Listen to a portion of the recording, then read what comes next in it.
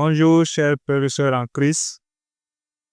Je vous invite ce matin à lire avec moi l'Évangile selon Jean, le chapitre 4, à partir du verset 1 au verset 14. Verset 1.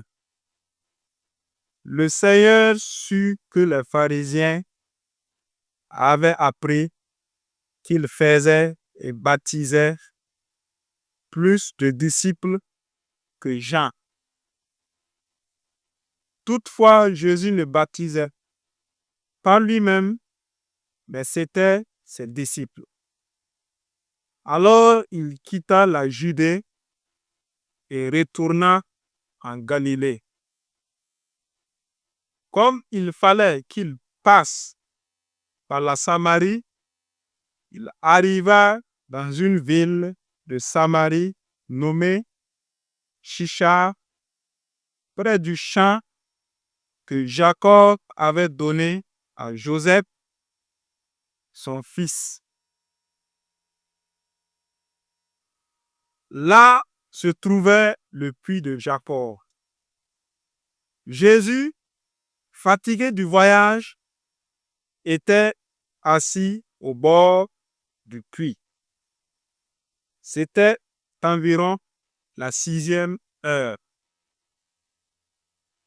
Une femme de Samarie vint puiser de l'eau.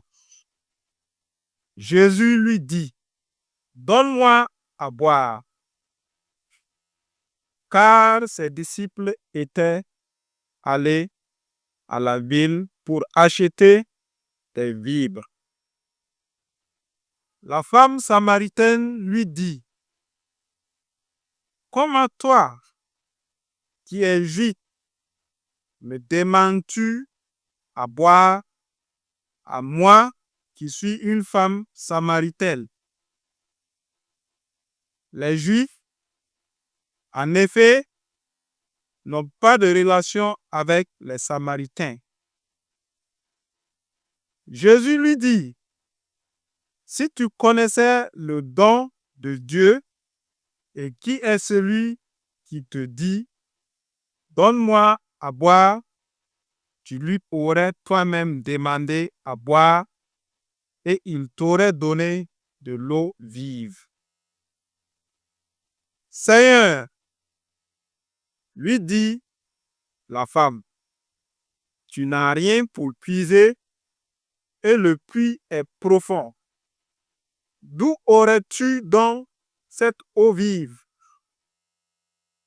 Es-tu plus grand que notre père Jacob qui nous a donné ce puits et qui en a bu lui-même, ainsi que ses fils et ses troupeaux?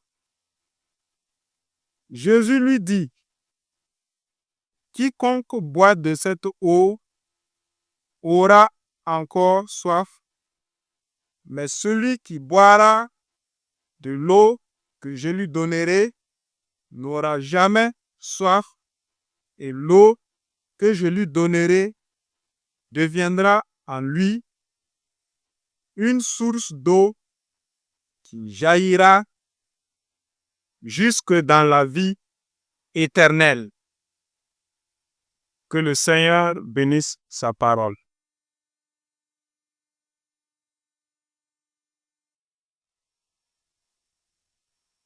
Bonjour, chers frères et sœurs en Jésus-Christ, chers amis, chers internautes, que le Seigneur vous bénisse et que le Seigneur vous garde. C'est une occasion encore de nous retrouver autour de la parole, la saine doctrine de Jésus-Christ. Ici, quand nous nous retrouvons, nous ne parlons que de Jésus. Nous ne parlons que de Jésus, Jésus-Christ crucifié, enseveli, ressuscité. Nous ne prêchons que la croix, la repentance, la miséricorde, le pardon, la sanctification, sans laquelle personne ne verra le Seigneur. Il n'y a que la seule personne de Jésus qui est vraiment l'objet de notre prédication. Alors nous ne parlons pas d'un homme, prophète soit-il, pasteur soit-il, révérend soit-il. Non, nous ne parlons pas non plus de dénomination. Non, mais nous parlons de Jésus-Christ. Jésus-Christ ressuscité. Amen. L'apôtre Paul, dans 1 Corinthiens, on va lire dans 1 Corinthiens, chapitre 9, il dira ceci, 1 Corinthiens, chapitre 9, verset 16. Il dit que si j'annonce l'évangile, ce n'est pas pour moi un sujet de gloire, car la nécessité m'en a imposé, et malheur à moi si je n'annonce pas l'évangile. Si je le fais de bon cœur, j'en ai la récompense, mais si je le fais malgré moi, c'est une charge qui m'est confiée. Donc nous voyons l'apôtre Paul, il annonce l'évangile, mais c'est une nécessité qui lui est imposée. Ce n'est pas vraiment pour en tirer gloire. Ce n'est pas pour en tirer gloire. Amen. Et il dit même malheur à lui s'il n'annonce pas l'évangile. Alors quand il annonce l'évangile, il ne parle pas de lui-même. Il ne parle pas de quelqu'un d'autre si ce n'est pas de Jésus-Christ, crucifié, enseveli et ressuscité, et vivant, et qui revient encore pour chercher ceux qui l'ont accepté. Également dans le prophète Jérémie, tournez avec moi le prophète Jérémie, chapitre 20. Jérémie 20, nous voyons encore quelqu'un dont la nécessité vient imposer. Et garde à lui s'il n'annonce pas. Regardons chapitre 20 de Jérémie, verset 9. Il dit, allons même au verset 7. Allons au verset 7. Et tu m'as persuadé, Éternel, et je me suis laissé persuader. Tu m'as saisi, tu m'as convaincu, tu m'as vaincu, et je suis chaque jour un objet de raillerie. Tout le monde se moque de moi, car toutes les fois que je parle, il faut que je crie à la violence et à l'opposition, à l'oppression plutôt. Et la parole de l'Éternel est pour moi un sujet d'opprobre et de misère chaque jour. Verset 9. Si je dis, je ne ferai plus marchand de lui, je ne parlerai plus en son nom, il y a dans mon cœur comme un feu dévorant qui est renfermé dans mes os. Je m'efforce de le contenir et je ne le puisse. Amen. Ça, c'est Jérémie. C'est une nécessité qui lui est imposée. Et s'il se dit même qu'il ne veut pas annoncer là, il y a un feu qui le brûle à l'intérieur. Il faut qu'il ouvre sa bouche pour prêcher, pour dire la parole de Dieu. C'est ça qui nous interpelle ce matin. Alors nous sommes là, nous parlons de Jésus. Et c'est lui qui est l'auteur de notre salut. Alors, je vous propose ce test ce matin dans Romains 8. C'est notre test de base. Allons dans Romains 8. Regardons à partir du verset 1. Romains 8, chapitre 8, verset 1 à 9. Il n'y a donc maintenant aucune condamnation pour ceux qui sont en Jésus-Christ. En effet, la loi de l'esprit de vie en Jésus-Christ m'a affranchi de la loi du péché et de la mort. Car chose impossible à la loi parce que la chair la rendait sans force. Dieu a condamné le péché dans la chair en envoyant à cause du péché son propre Fils dans une chair semblable à celle du péché. Et cela afin que la justice de la loi fût accomplie en nous, qui marchons non selon la chair, mais selon l'esprit. Ceux, en effet, qui vivent selon la chair s'affectionnent aux choses de la chair, tandis que ceux qui vivent selon l'esprit s'affectionnent aux choses de l'esprit. Et l'affection de la chair, c'est la mort, tandis que l'affection de l'esprit, c'est la vie et la paix. Car l'affection de la chair est inimitié contre Dieu, parce qu'elle ne se soumet pas à la loi de Dieu et qu'elle ne le peut pas même. Or, ceux qui vivent selon la chair ne sauraient plaire à Dieu. Pour vous, vous ne vivez pas selon la chair, mais selon l'esprit. Si du moins c'est l'esprit de Dieu habite en vous. Si quelqu'un n'a pas l'esprit de Christ, et ne lui appartient pas. Amen. Que Dieu bénisse vraiment sa parole. C'est ça qui nous interpelle ce matin.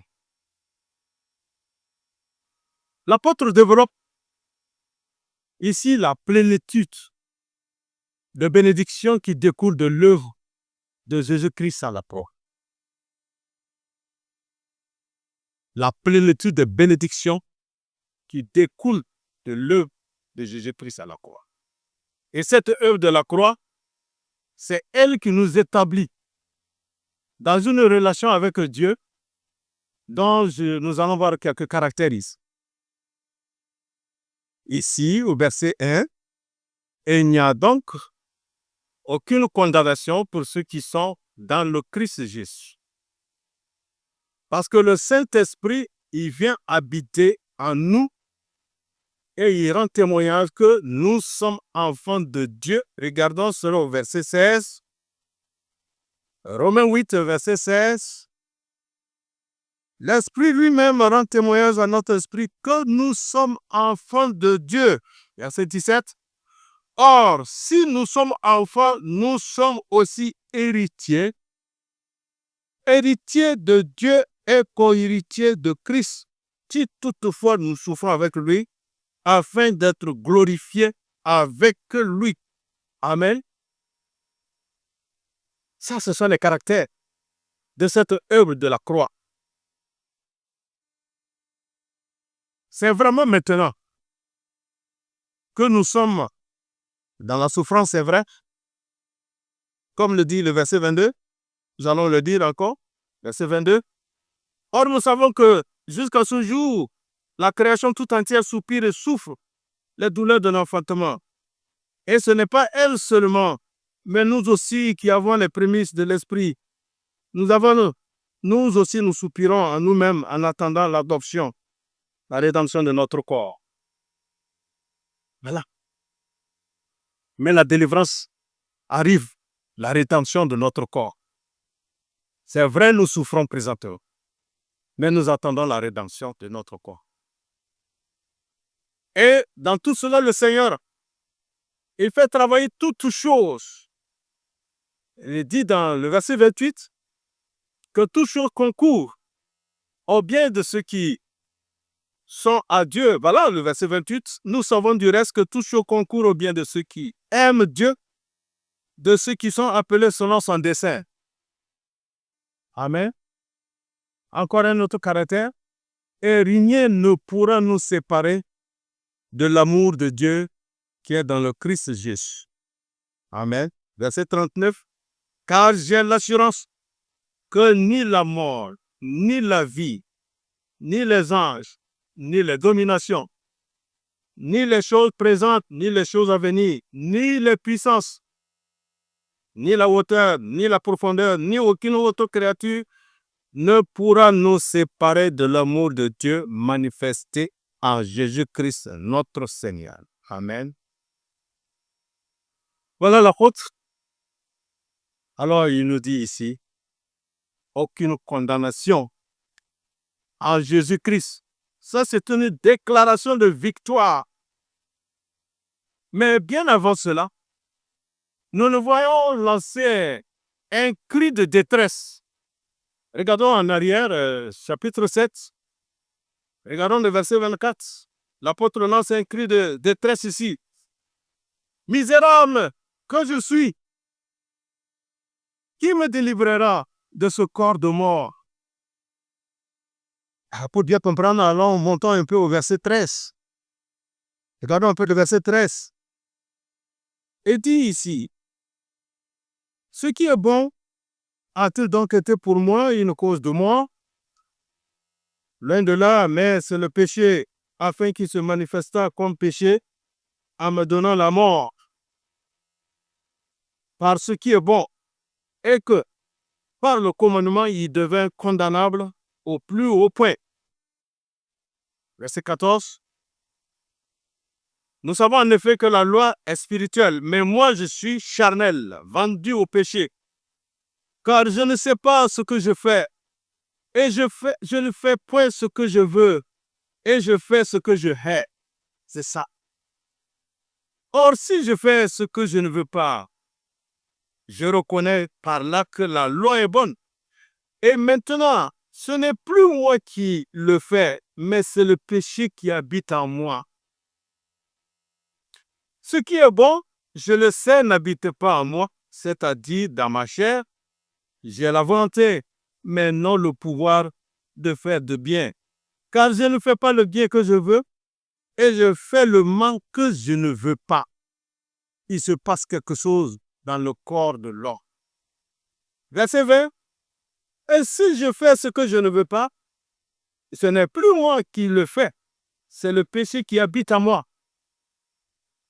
Je trouve donc en moi cette loi. Quand je veux faire le bien, le mal est attaché à moi. Car je prends plaisir à la loi de Dieu selon l'homme intérieur. Mais je vois dans mes membres une autre loi qui lutte contre la loi de mon entendement et qui me rend captif de la loi du péché qui est dans mes membres. Et nous voyons maintenant au verset 24 son cri de détresse misérable. Qui me délivrera? Amen. Il n'y a que Jésus-Christ qui peut vraiment faire cela. C'est là, juste au chapitre 8, verset 1. Et nous le voyons maintenant s'écrier. Il n'y a plus de condamnation. Donc la condamnation est levée. Et c'est au travers de Jésus-Christ. Oui, en Christ, la réponse est donnée. Celui qui croit, il n'est plus sous le poids de la condamnation, mais il est déclaré libre. Comme il est écrit dans le chapitre 5, verset 1. Tournez avec moi le chapitre 5, verset 1. Étant donc justifiés par la foi, nous avons la paix avec Dieu par notre Seigneur Jésus-Christ. Amen. Alors l'apôtre poursuit. Il dit au verset 2 du chapitre 8, Romains 8, il dit au verset 2, en effet, la loi de l'esprit de vie en Jésus-Christ m'a affranchi de la loi du péché et de la mort. À la croix, Jésus a pris notre condamnation et l'Esprit nous introduit dans une nouvelle vie. Et la loi du péché et de la mort ne domine plus sur nous. Car la loi de l'Esprit de vie en Jésus-Christ nous a affranchis. Amen. Autrefois, nous étions prisonniers du péché. Nous étions incapables de plaire à Dieu. Mais à la croix, Dieu a condamné le péché dans la chair. C'est ce qui est là, le verset 3 de Romains 8. Dieu a condamné le péché dans la chair de tout être humain. C'est pourquoi Dieu, pour régler ce problème de péché, il n'a pas épargné son propre Fils. Nous le dit 2 Corinthiens. Regardons 2 Corinthiens, chapitre 5. 2 Corinthiens 5, verset 21. Celui qui n'a pas connu le péché, il a fait devenir péché pour nous afin que nous devenions en lui justice de Dieu. C'est pourquoi Jésus est venu, le Dieu Tout-Puissant. Il a pris un corps semblable au corps de péché où le péché était condamné. Et il est monté à la croix avec cela pour régler ce problème. Lui n'a jamais connu de péché. Et voilà, cela retombe sur lui pour nous libérer, pour nous rendre libres, pour que nous devenions la justice de Dieu, qui est très important ici. Le problème de l'homme ne peut être réglé qu'au travers de Jésus-Christ, car le péché est condamné dans la chair et personne n'est agréable devant le Seigneur.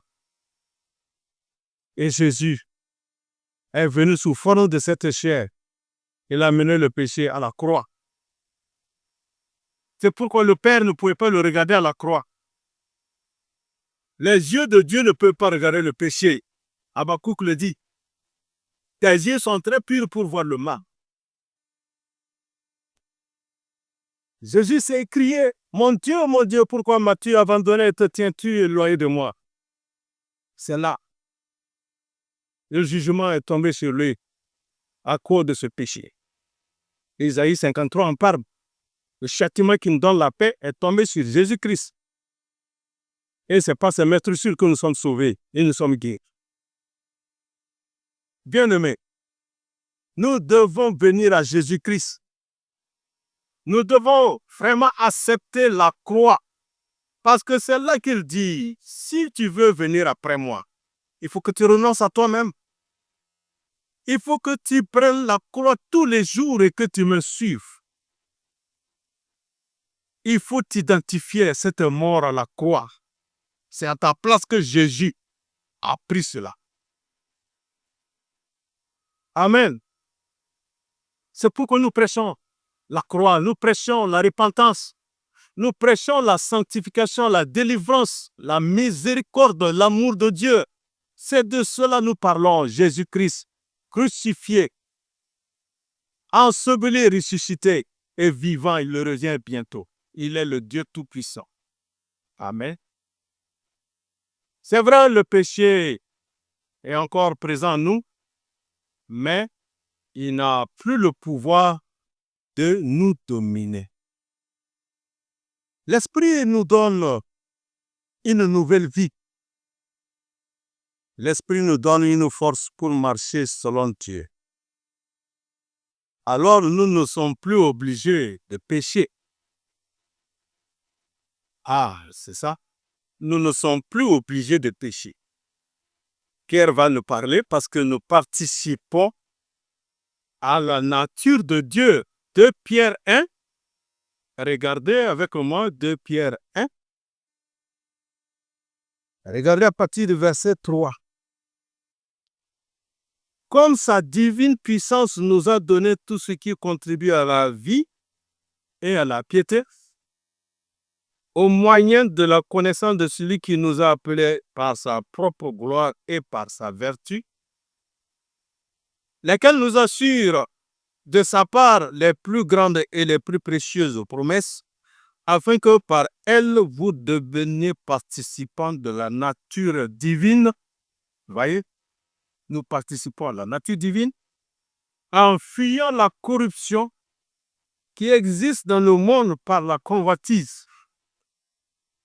Et à cause de cela même, faites tous vos efforts pour joindre à votre foi la vertu, à la vertu la science, à la science la tempérance, à la tempérance la patience, à la patience la piété, à la piété l'amour fraternel, à l'amour fraternel la charité. Car si ces choses sont en vous et y sont en abondance, elles ne vous laisseront point oisifs ni stériles pour la connaissance de notre Seigneur Jésus-Christ. Amen. Le contraire aussi, c'est le verset 9. Mais si celui en qui ces choses ne sont pas aveugles, il ne voit pas de loin et il a mis en oubli la purification de ses anciens péchés. Le Seigneur nous garde de cela. Parce que l'esprit que le Seigneur nous a donné, c'est pour participer à la nature de Dieu. Oui. On n'est plus obligé de pécher. L'esprit encore lui-même nous rend témoignage que nous sommes enfants de Dieu. Il le dit encore dans Romains 8, verset 16. Regardons Romains 8, 16. L'esprit lui-même rend témoignage dans notre esprit que nous sommes enfants de Dieu. Or, si nous sommes enfants, nous sommes aussi héritiers. Héritiers de Dieu et co-héritiers de Christ, si toutefois nous souffrons avec lui, afin d'être glorifiés avec lui. Amen. Gloire au Seigneur. Donc, l'Esprit de Jésus en nous, il témoigne que vraiment, nous sommes enfants de Dieu. Donc, si tu n'as pas l'Esprit de Christ, comment tu vas dire que tu es enfant de Dieu? Sur quelle base? Ça. Donc, ce n'est pas seulement une doctrine, mais c'est une réalité vivante. Le Saint-Esprit n'est pas une simple force, mais c'est la personne divine qui vient habiter dans le croyant. Et il nous donne la certitude d'appartenir à Dieu, car il nous apprend à crier Abba Père. Regardons le verset 15 du chapitre 8, toujours Romains. Et vous n'avez pas reçu un esprit de servitude pour être encore dans la crainte, mais vous avez reçu un esprit d'adoption par lequel nous crions Abba Père. Alors, qu'est-ce que ça veut dire Abba Père? Ça signifie mon Père bien-aimé. Mon Père qui est tellement proche de moi et qui est digne de confiance. C'est la relation familiale. Il devient notre bon Père. Amen. Et c'est l'Esprit qui fait ça. Et dans Romains 5, il dit que l'amour même est venu dans notre cœur par le Saint-Esprit. L'amour, c'est qui? Dieu est amour. Donc, s'il n'est plus de Jésus en toi, alors l'amour est là. Et le Père devient vraiment très familier. Il est notre proche. Il est tellement digne de confiance. Et il nous conduit dans la liberté de fils et de filles du roi. Alors, quelle grâce incomparable. Alors ici, l'apôtre Paul oppose deux réalités et dit que ceux qui vivent selon la chair, ils s'affectionnent aux choses de la chair, mais ceux qui vivent selon l'esprit s'affectionnent aux choses de l'esprit. Il le dit à partir du verset 5, nous l'avons lu, jusqu'au verset 9. Ah, mais la chair produit la mort et l'esprit produit la vie et la paix, le verset 6, et l'affection. Verset 6, l'affection de la chair, c'est la mort, tandis que l'affection de l'esprit, c'est la vie et la paix. Oh, bien-aimés, c'est un thème qui nous affranchit véritablement. Quand vous lisez tout le chapitre de Romains, tout l'épître de Romains, vous allez vraiment vous retrouver. Parce qu'il est question d'abord de la loi. La loi qui vient comme un pédagogue pour nous conduire à Jésus, mais elle n'a pas la force de nous sauver. Pourtant, la loi est bonne. Le commandement est saint. Le commandement est bon. Mais nous sommes livrés au péché. Le péché est condamné dans la chair. Et ça nous rend incapables d'accomplir la loi. Ne te mets pas étant dans la chair pour accomplir la loi. Tu ne le peux pas. Amen. Parce que Jésus a dit dans Jean 3, 6, ce qui est né de la chair est chair, et ce qui est né de l'esprit est esprit. On ne pouvait pas plaire à Dieu. On est dans la chair, le péché est condamné dans cette chair. Il a fallu Jésus-Christ qui vient en forme de cette chair où le péché est condamné, et pour amener cela à la croix et recevoir le jugement de Dieu sur cette croix-là. C'est pourquoi il faut prêcher Jésus-Christ, prêcher la croix. Ainsi, le croyant n'est plus dans la chair, mais dans l'esprit, car le Saint-Esprit habite en lui, comme il le dit dans Éphésiens 1, le verset 13. Regardons Éphésiens 1, verset 13. Éphésiens 1, 13. En lui, vous aussi, après avoir entendu la parole de la vérité, l'évangile de votre salut, en lui, vous avez cru et vous avez été scellés du Saint-Esprit qui avait été promis. Donc voilà notre nouvelle identité. Amen. Cette nouvelle identité, nous sommes maintenant enfants de Dieu. Je le disais précédemment. Nous sommes porteurs de la vie de Dieu. Nous sommes destinés à manifester Christ dans ce monde. C'est ça notre identité. Mais l'apôtre Paul déclare dans le verset 18 de Romains toujours 8, verset 18, « J'estime que les souffrances du temps présent ne sauraient être comparées à la gloire à venir qui sera révélée pour nous. » Amen.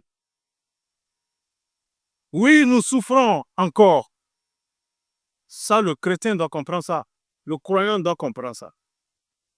Mais ce n'est pas la fin de l'histoire. Notre corps attend la rédemption. Et car toute chair, toute la création même soupire vers la délivrance. Mais au milieu des larmes, il y a une espérance qui brille. La gloire éternelle que Dieu nous réserve. La souffrance d'aujourd'hui n'est qu'un chemin vers l'éternité de demain. Amen.